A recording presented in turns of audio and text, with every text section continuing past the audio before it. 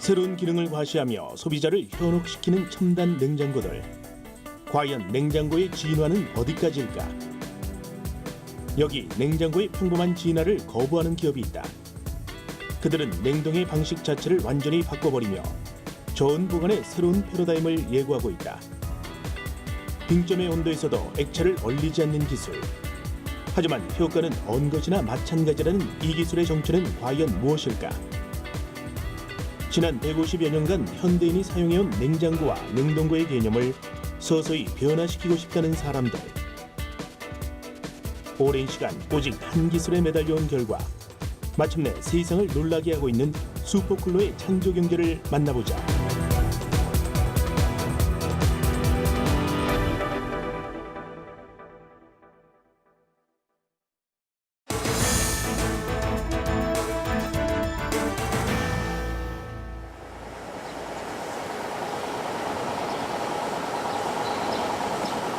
냉장고도 냉동고도 아닌 신개념의 저온 저장고가 탄생했다. 지난 6년간 오직 신개념 저온 저장고의 연구 하나에만 몰두해온 사람들. 지난해 창조경제 대상에서 주목을 받은 기업 슈퍼쿨러다. 이들의 개발품은 다름 아닌 냉각고로 불리는 제품. 영하의 온도에서 저온을 유지하는 것은 냉동고와 비슷하지만 실제로 냉각고 안에서는 액체가 얼지 않고 있는 것. 슈퍼쿨러가 개발에 성공한 냉각고는 지난해부터 양산을 시작했다. 오랜 심사숙고 끝에 태어난 개발품답게 시작의 반응은 뜨거웠다. 특히나 동남아와 중동 지역같이 더운 나라에서의 문의사항이 끊이지 않고 있어 그 대응 작업이 한창이라는데. 네, 저희 제품은 오히려 국내보다도 해외에서 더 인기가 있는 제품을 실감하고 있습니다. 현재 미국, 일본, 중동, 동남아 등지에서 문의가 쇄도하고 있고 저희가 올해 안에 최저 50개국에서 한 60개국 정도 수출을 계획을 하고 있습니다. 거기에 따른 이제 수요 때문에 저희가 대량 생산 시설을 확충해야 되는 시점에 있습니다.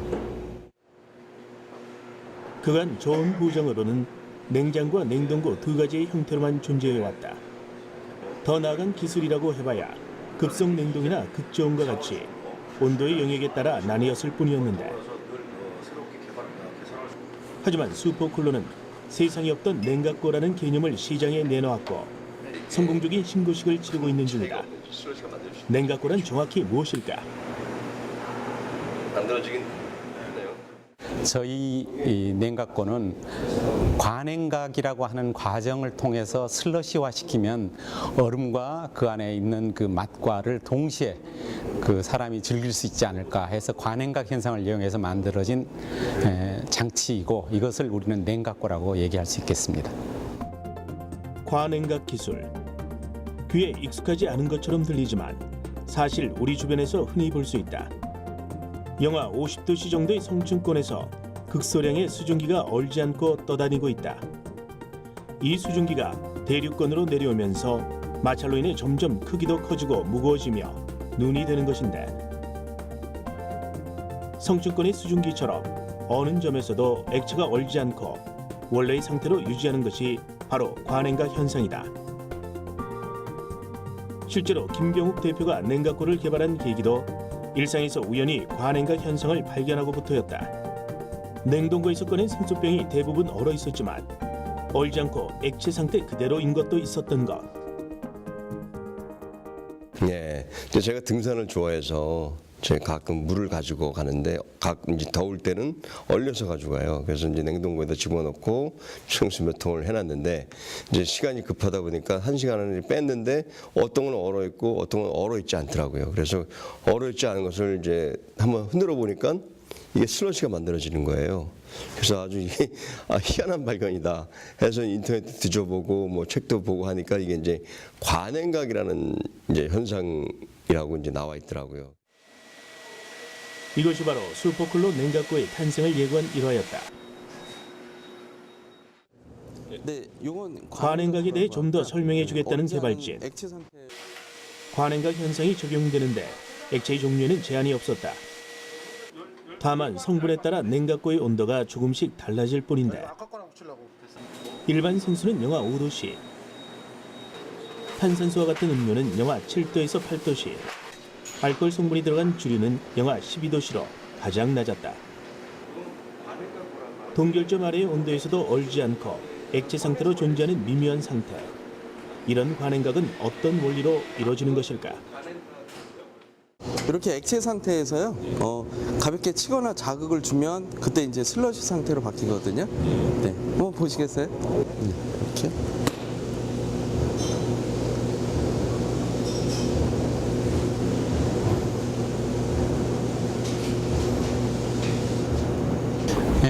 이건 이제 일반적으로 자연 현상이고 영어로는 슈퍼 쿨링이라고 얘기하는데 그 액체라고 하는 것이 일정한 온도가 떨어지면 리퀴드에서 이렇게 고체인 얼음 형태로 변하는 데 반해서 조건만 갖춰진다면 그게 얼지 않고 그냥 있다가 외부로부터 충격을 받는다거나 또는 어떤 그 화학적 변화를 일으키면 바로 얼어지는 건데 그 이용을 우리가 관행각 현상이라고 하고. 관행각은 매우 불안정한 상태다. 액체가 냉각된 후 어느 점에 도달하면 동결이 시작되지만 실제로는 분자나 이온이 정렬하고 결정화되는 데 시간이 걸리기 때문에 액체 상태로 온도만 하강하는 것이다. 이 불안정한 상태에 자극을 주면 작은 얼음 결정이 생기고 분자는 그 결정을 향해 일제히 모여 정렬을 시작하는 것. 물이 얼기 위해 필요한 응결핵이 없는 것도 관행각의 원인이 된다. 물질의 상태가 액체에서 기체나 고체로 바뀌기 위해서는 그 변화가 시작되는 출발점이 있어야 하는데 이런 역할을 하는 게 핵이다. 핵은 먼지일 수도 있고 용기의 표면일 수도 있다. 또는 외부 충격도 핵의 역할을 할 수 있다. 냉각고에서 꺼낸 음료를 툭 치면 이내 살얼음이 끼는 것도 이런 원리인 것이다. 이것이 슈퍼쿨러가 개발한 냉각고의 동결 메커니즘이다. 특히나 관행각 현상을 거친 음주류는 맛은 그대로 보존하면서도 시원한 청량감을 더한다는 평가를 받고 있다. 해외 유명 탄산음료 회사와 주류 회사에서 이들의 냉각고를 유심히 살피고 있는 이유도 바로 그런 점에서라고.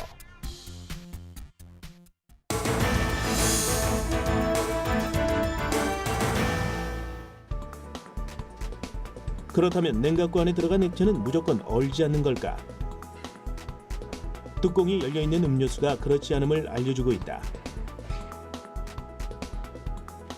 관행각은 밀폐 상태에서만 이뤄지기 때문이다.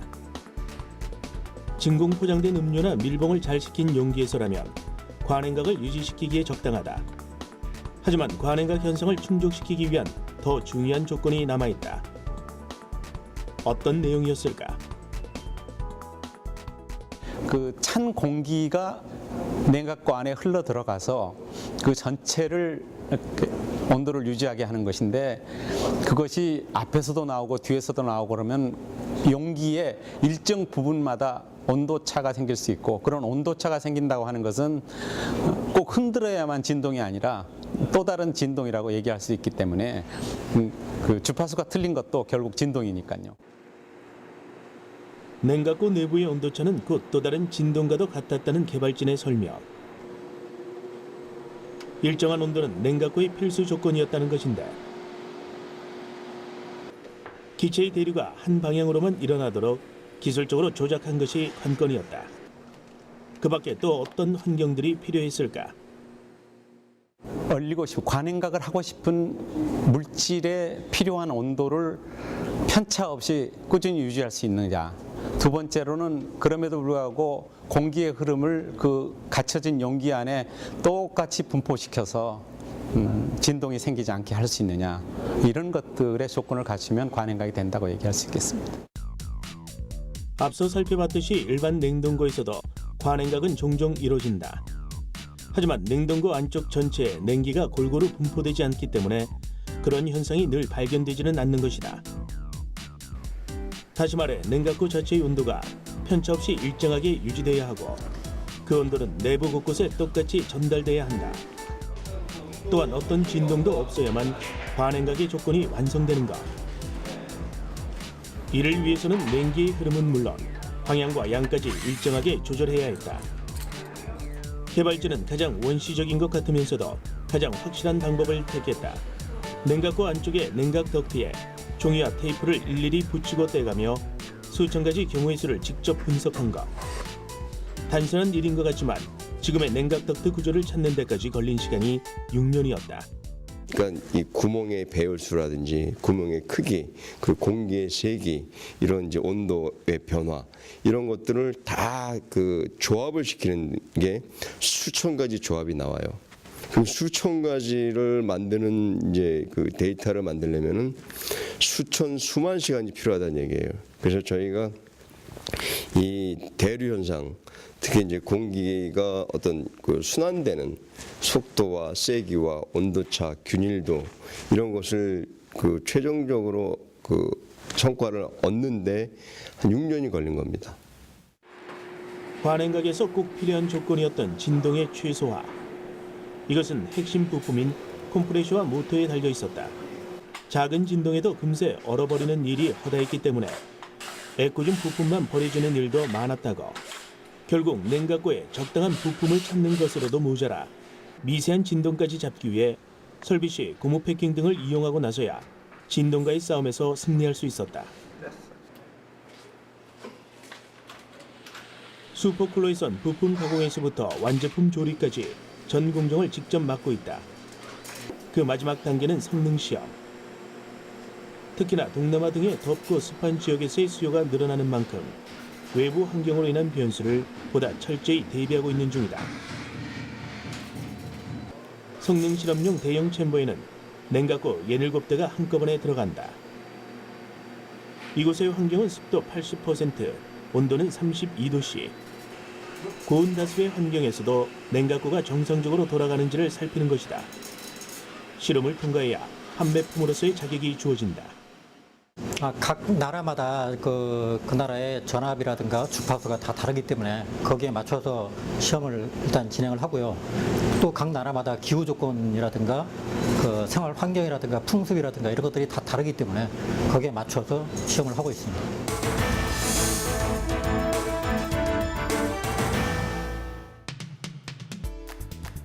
제품에 따라 영하 5도에서 15도씨의 온도를 구현하고 있는 관행각고. 슈퍼쿨러는 새로운 개념의 개발품을 상용화시키는 데 성공했다. 세계 최초의 기술을 성공시키며 지난 창조경제대상에선 미래창조과학부 장관상을 거머쥐기도 했다. 독창적인 아이디어와 아무도 시도하지 않았던 개발품. 하지만 이렇게 주목을 받기까지 주요 개발진들은 남모를 고충을 많이 겪었다. 언제 개발될지 모르는 것을 기다리고 또 그것에 헌신해주는 그런 사람을 찾기가 어려워서 가장 어려웠고, 결국은 그 모든 일들을 이렇게 지극히 적은 인원들이 스스로 모든 것을 찾아서 해결할 수밖에 없었던 그런 것들이고, 또 어려웠던 것은 그 긴 기간 동안 이것을 하면서 장소의 문제랄지 또는 뭐 자금의 문제랄지 이런 것들이 가장 어려웠다고 얘기할 수 있겠습니다. 김병욱 대표는 국내 전자대기업 출신이었다. 함께 모인 사업 초기 멤버 5명도 비슷한 위치에 소위 잘 나가는 인재였다. 그런 안정된 길을 버리고 새로운 분야에 도전하느라 그동안 속도 참 많이 썩었다고. 지난 2005년 창업에 대한 의지를 모으면서 2012년 양산에 성공하기까지 쏟아부은 개발비만 수십억. 그러는 사이 가족들에게도 외면받는 날들이 많았던 것이다. 그런 속에서도 묵묵히 견디며 지금의 자리까지 오를 수 있었던 건 그들에겐 남다른 포부가 있기 때문이다.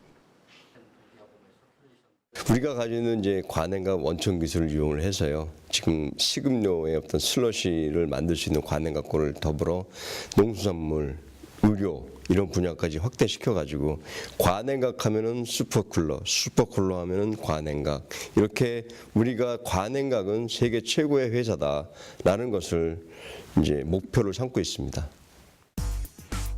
예를 들면 수입산 신선식품도 관행각고를 통해 냉장 상태로 유통되는 데다가 장기 보관도 가능할 것이라는 전망이다.